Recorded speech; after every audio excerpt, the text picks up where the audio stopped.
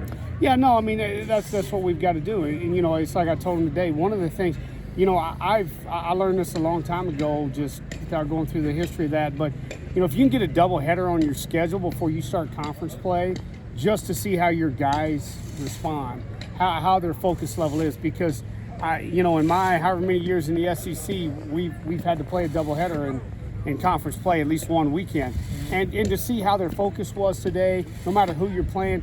The other thing that'll get lost on doubleheaders is you're on your feet. You just got to learn to get on your feet for that long period of time, and then not only there, but then once again stay focused. And I thought our offense today did a phenomenal job. Obviously, game one we could talk a lot about. I mean, I think Slade had 6 or 7 RBIs. Corey had the same thing. We just went through and had a really good day offensively with those two guys. Henry Hunter got that big homer there in the first game. Sebastian got one tonight. It was good. You mentioned Henry and Sebastian. When you got some other guys start contributing like that, how good is that for morale, everything else about it? Yeah, no, it's not only good for them, but it's good for our team because, as you guys know, I mean, just look around. Now I don't know how many players have played different positions, but Sebastian's played obviously third, short, second. Corey's caught now. He's played first, played right, DH. Obviously, we've moved Charlie all over the field, Phelps all over the field.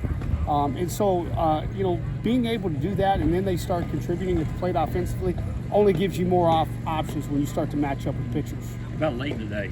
I thought Leighton was outstanding. I thought he threw the ball really well, attacked the strike zone.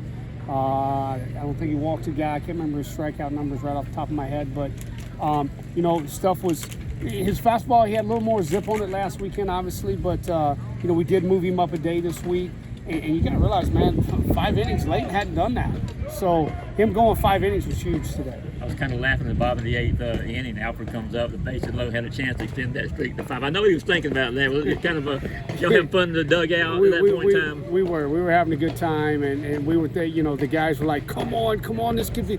And of course, I'm just wanting him to have a good at bat, and however it ends, it ends. But yeah, no, they were aware of it. Charlie had never hit the Grand Slam either. Did you know that? I did not.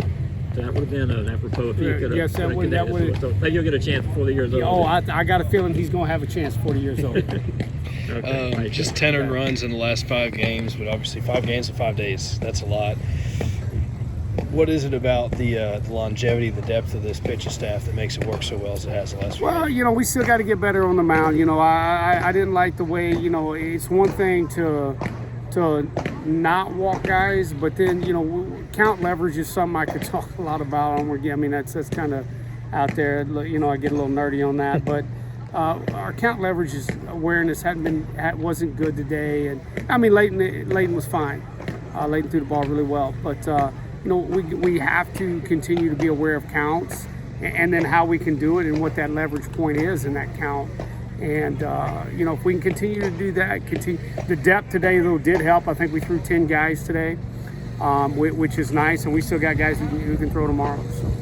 You've been asked this question before, but I feel like the standard keeps raising. I mean, did you expect that you'd ever get a team that was having a lineup that was hitting 5 Grand Slams in 4 games or whatever it is at this point? Or? No, I did not. I mean, you just that's something that just happens. Yeah, I mean, that's something you're not planning on ever hitting Grand Slams. But I knew we had the ability to hit some homers, and we've been able to do that over the whatever it is, last 5-10 games, and do it really well.